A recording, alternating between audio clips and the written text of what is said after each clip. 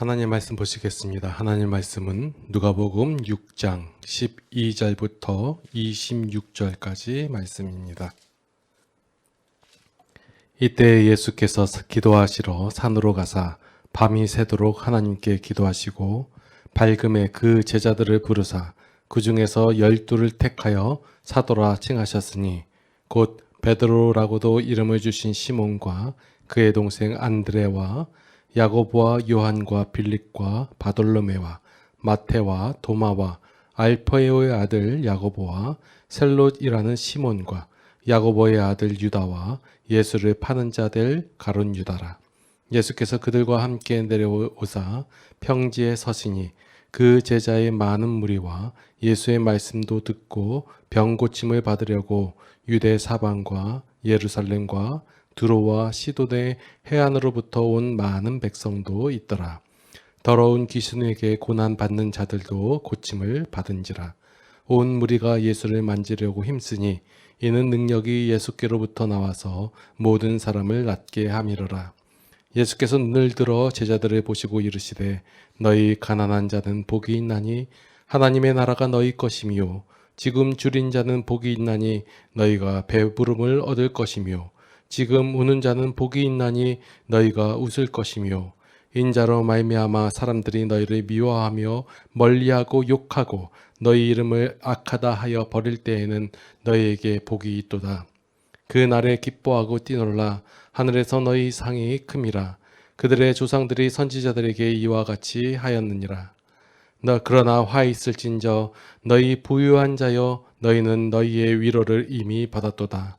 화 있을진저 너희 지금 배부른 자여 너희는 주리리로다.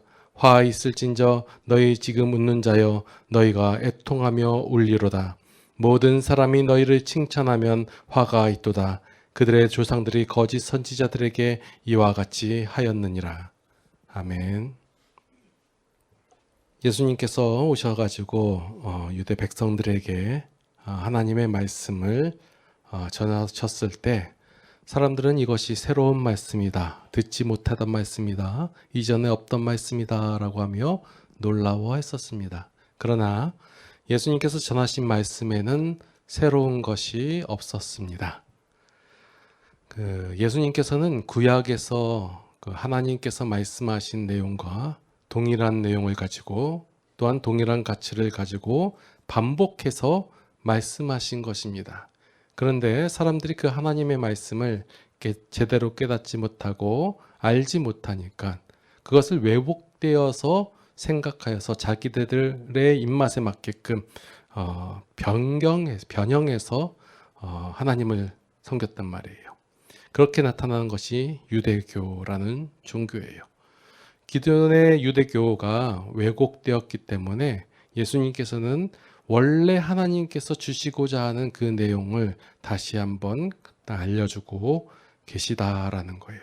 그래서 전혀 새로운 것이 아니라 기존 것을 바로 잡아주는 것을 우리가 보기에는 새로운 것이다. 지난번에 이제 새 부대, 새 포도주 그런 얘기를 했었죠. 네. 그래서 하나님의 원래 의도를 다시 한번 알려주시는 것이 예수님의 말씀이에요. 근데 이 하나님께서 말씀을 주셨음에도 불구하고 유대인들이 그 말씀을 왜곡했단 말이에요. 이렇게 왜곡될 수 있었던 가장 큰 원인이 바로 인간이 죄인이 되었기 때문이에요. 여러분들 그 죄인을 잘 타려고 구슬려서 하나님을 아는 자로, 하나님에 대해서 하나님을 믿는 자로 만들 수 있을까요? 우리들은 그럴 수 있을 것이다 생각하고 하기 때문에 말씀이 왜곡이 되는 거예요. 그럴 수 없다예요. 죄인은 하나님에 대해서 생각할 수도 바라볼 수도 알 수도 없다예요. 그래서 구원받아야 하는 거예요. 그래서 이 죄인들이 하나님의 말씀을 그 죄라는 필터로 걸러서 들으니까 그 하나님의 말씀을 왜곡되이 생각할 수밖에 없고 왜곡되이 받아들일 수밖에 없었다라는 거예요. 그래서 예수님의 말씀은 이 죄인들이 그 말씀을 듣고 무엇인가 수행하고 이행해야 할 과업이 아니라 이제 예수님께서 하나님께서 인간을 구원하셔서 이제 그 하나님의 말씀을 제대로 들을 수 있는 자로 만들어 주시겠다는 선언인 거예요. 그래서 그 예수님께서 하신 말씀은 그 말씀을 듣고 우리가 무엇인가 변화받아야 되고 수행해야 되고 이루어야 될 내용이 아니라 하나님께서 우리로 하여금 그렇게 할 수 있는 자로 만들어 주겠다는 선언이다라는 거예요. 그래서 우리가 말씀을 읽을 때 오늘 본문 말씀도 마찬가지로 읽어 나가실 때 이것이 우리가 무엇인가 수행해야 되고 무엇인가 자세를 갖춰야 되고 무엇인가 열정을 내야 할 그런 과업으로 받아들이는 것이 아니라 하나님께서 일하시는 내용, 하나님께서 행하실 약속의 말씀으로서 받아들여야 한다는 거예요. 그 말씀을 그대로 생각하면서 읽어가셔야지 안 그러면 다 왜곡되어져 버린다라는 거예요. 오늘 본문의 말씀도 많은 목사님들이 중요시 여기시고 좋아하시는 구절 내용 중에 하나예요. 자, 보니까 오늘 12절 말씀 보니까 예수님께서 기도하시러 산으로 가셔서 밤새도록 하나님께 기도를 하셨죠. 그리고 와서 뭐 하셨어요? 사도를 세우셨어요. 12사도를. 그래서 이 말씀대로 그 연말이나 연초에 담임 목사님이 교적부를 들고 산기도를 가시죠. 그래서 밤새워 몇 날 며칠 금식기도 하면서 그 기도를 하시고 내려오셔서 뭐예요? 교회 임직자들을 세우시죠. 교회 장로를 세우실 때 그냥 세워요. 기도하시고 부르짖으시고 소나무 하나라도 뽑고 뽑아버리고 오셔가지고 이랬습니다라고 임명하잖아요. 그러면 성도들이 다 맞습니다 하고 옳다고 하고 넘어가고. 근데 솔직히 얘기해가지고 하나님한테 물으러 가는 거예요? 아니면 자기 입맛에 맞게끔 뽑으려고 가는 거예요? 까놓고 얘기합시다. 예. 자기 입맛에 맞는 사람 뽑으려고 가는 거죠. 뭐 하나님이 이렇게 하나님께 기도하면 하나님이 그 밝혀가지고 이름 석자로 이렇게 띄워주시나요? 아니, 다 이것저것 재고 이 사람은 장로 자질이 좀 안 되는데 이 부인이 좀 괜찮단 말이야. 그래서 열심히 하는데 이거 장로 안 주면 교회 나갈 것 같고 어떡하지 해가지고 뽑아버린단 말이에요. 제가 지금 그 대회비를 발설하고 있는 거예요. 예? 그런데 이렇게 결정을 해버리면 누가 또 태클 들어올 거 아니에요. 그래서 가장 좋은 게 뭐예요? 기도하고 뽑았다 이거예요. 산에 기도가 하나님께 밤새도록 예수님께서 하신 것 그대로 따라해서 내가 그렇게 결정했다. 그건 내가 결정한 게 아니라 하나님께서 결정하신 것이다. 어디 태클을 걸어 하나님한테. 이래 버린다는 거예요. 그래서 오늘 본문을 많이 사용하기도 하는데 솔직히 얘기해서 구약에서도 보면 사무엘도 기도하기를 쉬지 않는 죄를 범치 않겠다라고 해가지고 기도를 굉장히 강조했죠. 그리고 신약에서는 바울도 항상 기뻐하라, 쉬지 말고 기도하라 하면서 기도를 강조하고 기도는 우리의 영적 호흡이기 때문에 기도하지 않는 삶은 망하는 삶이고 기도를 하는 삶은 그 성공하는 삶이다. 이렇게 설교하기도 하잖아요. 설교를 많이 듣기도 하고. 근데 제가 지난번에 이제 기도하지 할 일이 없으면 감사한 삶이다라고 말씀을 드렸죠. 이렇게 말씀을 드리는 내용을 여러분들 오해를 하지 않았으면 좋겠어요. 기도는 꼭 일이 있어야만 하는 것이 아니에요. 그냥 물론 우리 가운데 일이 있으면 저절로 기도가 나온다고 했죠. 여러분 삶 속에서 뭐 또 큰 질병이나 아니면 큰 문제가 발생됐을 때 하나님 앞에 기도 안 할 자신이 있으세요? 저는 자신이 없어요. 아니면 여러분 가운데 무슨 일이 생기면 제가 기도 안 할 자신이 있을까요? 기도한단 말이에요. 무슨 일이 있으면 기도하는 거 당연한 것이고 무슨 일이 없는데 하나님께 기도하는 거 괜찮아요. 하나님과 나는 하나님께 나의 모든 것을 알려드리고 얘기를 하고 하나님의 뜻을 확인하고 싶어가지고 기도를 하는 거 중요한 거예요. 그런데 제가 단지 염려하고 있는 내용은 어떤 기도가 어떤 종교인이라면 반드시 해야 하는 것처럼 여겨지는 거. 우리도 목사면, 장로면, 기독교이면 당연히 기도를 해야지. 하루에 몇 시간씩 기도를 해야지. 일주일에 몇 시간씩 기도를 해야지. 이런 어떤 종교적 의무감이나 죄책감에 의해서 기도하는 것. 혹은 내가 기도하는 이 기도가 어떤 나의 공로를 쌓거나 선행을 쌓는 것이라고 여겨지는 것. 이렇게 오해할까봐 염려하는 것이지 기도는 중요한 것이고 기도는 감사한 거예요. 기도는 성도가 할 수 있는 유일한 특권이거든요. 기도하세요, 여러분들. 그런데 이 기도가 여러분들의 어떤 종교적인 의미로서 어떤 자랑거리가 된다거나 아니면 공로가 된다거나 선행이 된다거나 이러지는 말자고요. 아니면 기도를 안 하면 안 되니까 기도 안 하면 하나님께서 나를 하나님의 아들로 하나님의 자녀로 인정하지 않으시지 않을까라는 그런 죄책감에 의해서 하지는 말라라는 거예요. 혹시 그럴까 봐. 오늘 기도 얘기가 나와서 조금 얘기를 해요. 자, 제가 앞부분에서 말씀드렸다시피 이 기독교는 하나님께서 우리에게 선언하시는 말씀이라고 했잖아요. 하나님의 말씀은. 기독교에서 일하시는 자는 누구예요? 하나님이에요. 말씀에 동의하시죠? 하나님께서 일하시는 거예요. 그러면 그 결과를 누가 만들어내는 거예요? 하나님께서 만들어내시는 거예요. 우리가 일해서 우리가 그 결과를 만들어내는 것이 아니라 하나님께서 일하셔서 하나님께서 그 결과를 만들어내시는 종교가 바로 기독교예요. 그래서 우리는 하나님의 도구가 아니고 어떤 수단이나 목적을 달성하기 위해서 사용되는 그러한 소모품이 절대로 아니다예요. 하나님이 우리를 그렇게 대하시는데 우리가 악해서 우리가 성도들을 그렇게 대하고 있다라는 거예요. 성도가 어떤 수단이나 목적, 어떤 도구로서 아니면 사용되고 버려질 소모품처럼 사용되고 있다는 거. 이거 하나님의 말씀과는 정반대로 가는 거예요. 그래서 우리는 하나님의 사역의 대상이면서 하나님의 일하심의 결과, 열매로서 나타나는 것이 우리다예요. 성도다라는 거예요. 이 말씀을 여러분들 동의하신다면 그 말씀을 기준으로 해서 그 생각의 기준을 흔들리지 않은 상태에서 말씀을 읽어 가시자고요. 그러면 그 말씀 속에서 행하시는 모든 일들이 우리의 과업과 우리의 미션이 아니라 하나님께서 행하시겠다는 약속의 말씀으로 다가올 수 있다라는 거예요. 자, 보면 오늘 그 12절하고 13절 말씀에 보면 여러분들 중점을 둬야 되고 밑줄을 그어야 할 말씀이 뭐예요?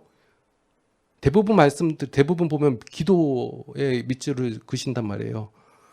저는 이렇게 제자들을 부르사 여기에다가 좀 강조점을 두고자 하는 거예요. 예수님께서 제자들을 부르셨다라는 거예요. 그래서 사도로 세우셨다라는 거예요. 자, 여기에서 제자가 되기 위한 어떤 시험이 있었고 어떤 뭐라고 해야 되나 자격이 있었나요? 아니면 이 사람들이 어떤 열정을 보였나요? 그런 내용 안 나와요. 그냥 예수님께서 부르셔서 사도로 세우셨다예요. 왜 누가 어떻게 뽑혔는지 그 내용이 없어요. 자, 여기 뒤에 이름이 쫙 나오는데 이 사람들 이 내용을 보면 우리가 흔히 생각하는 하나님께서 예수님께서 제자를 세우셨다. 사도로 세우셨다. 그럼 뭔가 이들에게 뭔가 있겠지. 뭔가 탁월한 면이 있겠지. 각각 12를 살펴보면 그들 가운데서 각각의 특색이 있고 특징이 있어서 이 사람들을 도구로 사용해서 하나님의 위대한 사역의 그 주춧돌이 될 수 있게끔 하나님께서 세우셨을 거야 라고 생각을 한단 말이에요. 전혀 없어요. 그런 내용이. 우리의 생각과 우리의 상상과 전혀 다르게 써야 되니까요. 성경은.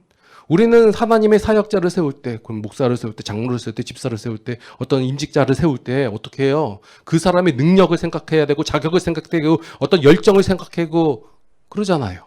그리고 뽑잖아요. 그런데 아니잖아요. 예수님께서 하신 것은.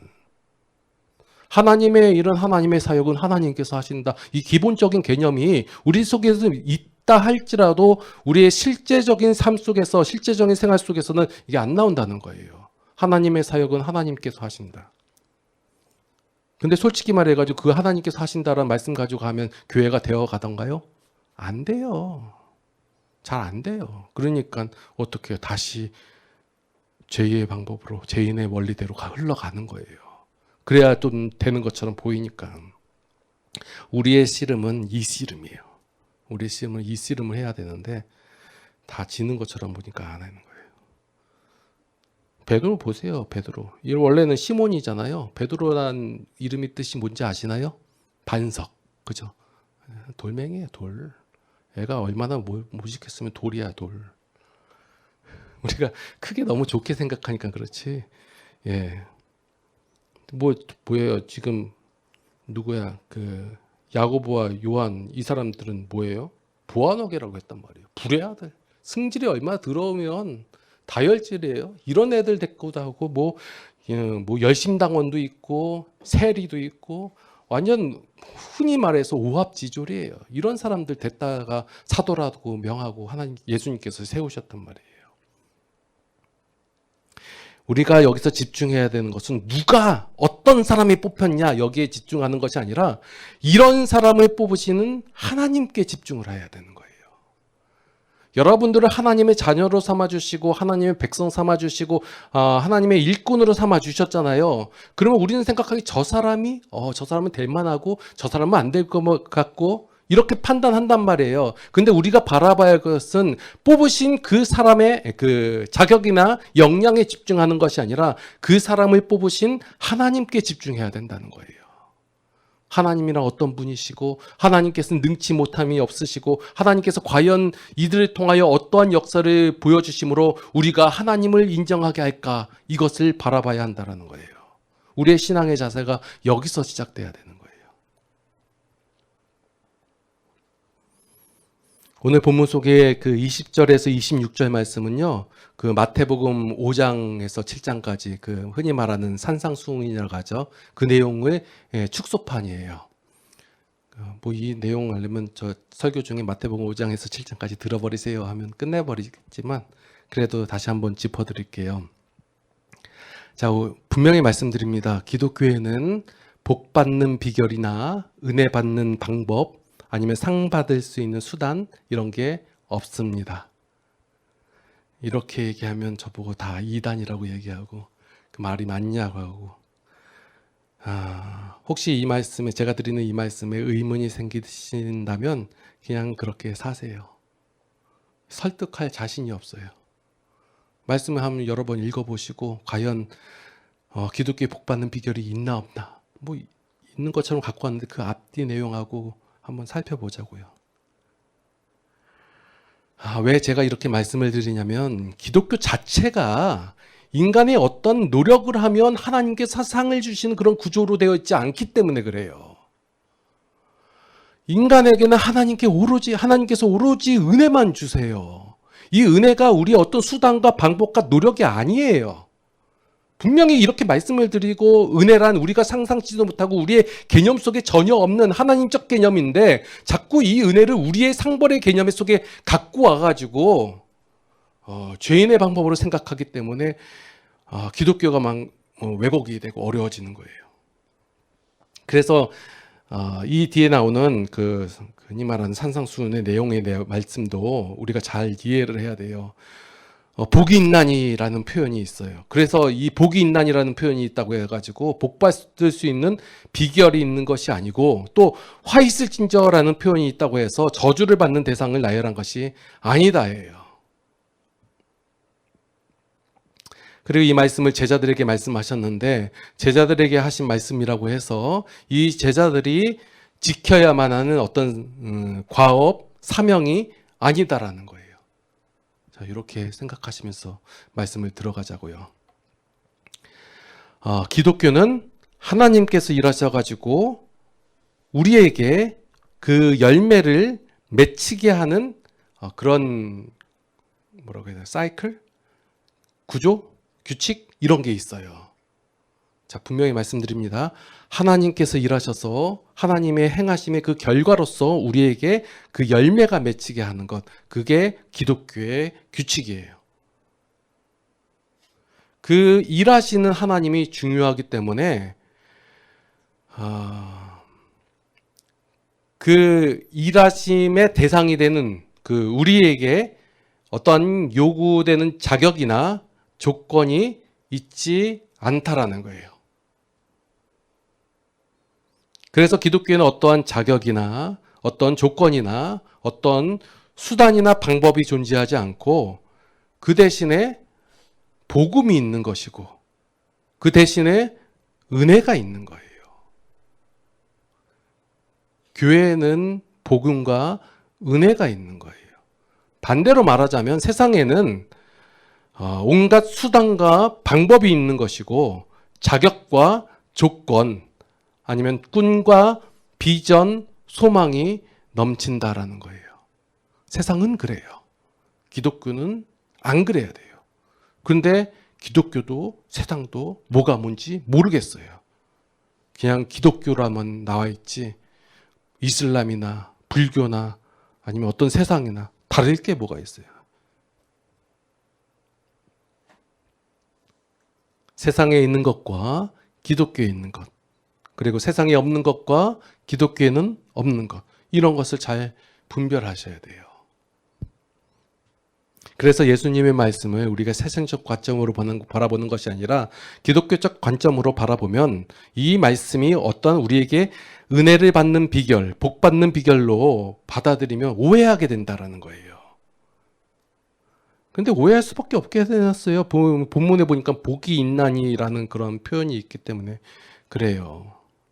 1절 말씀에 보니까 너희 가난한 자는 복이 있나니, 21절에 지금 줄인 자는 복이 있나니, 또 지금 우는 자는 복이 있나니.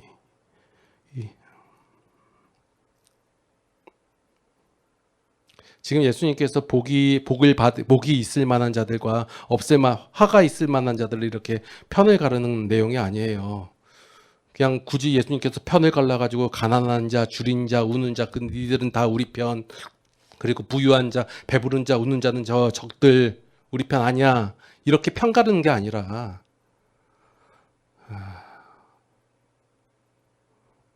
이 말씀이 어떤 우리의 수단과 조건, 그런 방식이라면 줄인 자는 배부르게 만들고 우는 자는 웃게 만들고 가난한 자는 부유하게 만들고 이러면 되잖아요.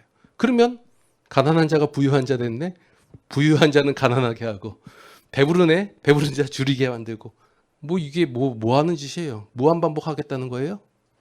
우리가 하나만 보고 둘은 안 보이고 셋은 안 보여요. 우리가 지금 배고프고 줄이니까 이제 우린 배부른 자 되게 예수님께서 만들어 주실 거야. 그런데 보니까 뒤에 보니까 또 화 있으신 자 해가지고 우리가 지금 그 배부른 자가 돼 있네? 그럼 뭐예요? 또 줄인 자가 되는 것이고, 우리가 웃고 있네? 또 우는 자가 되고. 반복시키는 거예요? 인생 가운데 이렇게 반복시켜가지고 하나님이 우리를 뺑뺑이 돌리시는 건가요? 말이 안 돼요. 말이 안 되는 내용이 아주 말되게 말하고 있으니 힘듭니다. 이미 편이 갈라져 있었어요.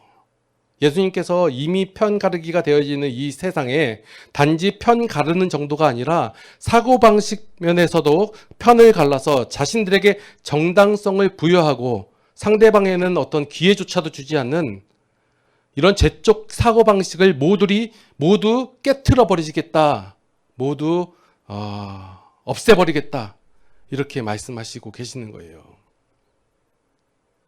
그래서 이제 무엇을 주시냐면 너희의 죄적인 사고방식 대신에 이제 하나님적 사고방식을 우리에게 주시는 거예요. 너희의 삶 전체 속에서 하나님께서 주신 그 은혜를 깨닫게 하시고 받아들이게 하시고 인정하게 하시고, 그리고 내가 갖고 있는 것, 내가 할 수 있는 모든 것이 하나님께서 나에게 주신 은사이고 재능이고 달란트다라고 우리가 스스로 고백하게 하는 그 하나님적 마음과 기준과 가치, 이 원리를 알게 하는 것, 그리고 그 하나님의 기준과 방식과 가치로서 그 하나님께서 우리에게 주신 그 은혜를, 그 분복을 누리면서 살게 하는 것, 그것이 바로 하나님의 나라가 너희의 것입니다 라고 말씀하시는 거예요. 하나님께서 이제 우리에게 다 이렇게 해주신다고 하고 이렇게 만들어 주신다는 거예요. 너희는 무엇이 변했는지, 너희가 어떻게 이렇게 되었는지를 바로 깨달아 알으라 라고 말씀을 주시는 것이지, 이 말씀들이 우리에게 어떠한 자격을 갖추거나 조건을 갖추거나 어떤 자세를 갖추라는 어떤 부담의 말씀으로 다가오는 것이 아니다라는 거예요. 다 하지 말라고 하고 너희 하나님께서 하신다. 그럼 우리는 뭘 해야 되나요? 말씀 속에 나와 있잖아요. 23절 보니까 그날에 기뻐하고 뛰놀라. 그날이 언제예요? 이제 예수님께서 이 말씀들을 다 하시고 십자가 사역으로 마무리 지시잖아요. 그 결과로서 우리가 성도가 되잖아요. 그날이에요. 여러분들 그날에 사시는 그 존재들이라는 거예요. 뭐 하셔야 돼요, 그러면? 기뻐하고 뛰놀라. 기뻐하고 뛰노는 그 근거가 하나님의 은혜와 하나님의 복음에 있어야지 자꾸 우리가 이런 가난한 자가 부유하게 되고 줄인 자가 배부르게 되고 이렇게 이걸로 인하여, 물론 이걸로 인하여 기뻐하고 뛰놀 수도 있겠지만 이걸로 인하여가 아니라 그 하나님의 은혜와 복음으로 인하여 우리는 기뻐하고 뛰놀면 된다는 거예요. 지금 우리는 예수님의 십자가 사역을 마친 그 이후의 삶을 살아가고 있어요. 과연 하나님의 나라를 살면서 기뻐하고 누리고 계시고 은혜를 만족하면서 살고 계신가요? 기도하시겠습니다. 하나님, 참으로 우리는 우리의 자세, 우리의 열정에, 우리의 자격에 근거를 두고 하나님께 나아갈 경우가 많이 있습니다. 이러한 저희의 무지함을 용서하여 주시옵소서. 그게 더 쉬워 보이고 그게 더 있어 보여서 그렇습니다. 그러나 하나님께서 우리에게 행하실 것, 하나님이란 어떤 분인지를 우리가 바로 알게 하여 주시옵고 많이 알게 하여 주시옵소서. 그래서 그 하나님으로 인하여 우리의 기쁨이 충만하게 하여 주시옵소서. 하나님으로 말미암아 우리가 기뻐하며 뛰놀며 누리는 삶을 살게 하여 주시옵소서. 이제는 우리 주 예수 그리스도의 무한하신 은혜와 하나님 아버지의 극진하신 사랑하심과 성령님의 감화 감동 교통 인도 보호 역사하심이 이제 하나님 안에서 기뻐하며 즐거워하며 그 하나님을 누리며 살아가길 원하는 모든 성도들 머리 위에 이제로부터 영원토록 함께 하시옵기를 간절히 축원하옵나이다. 아멘.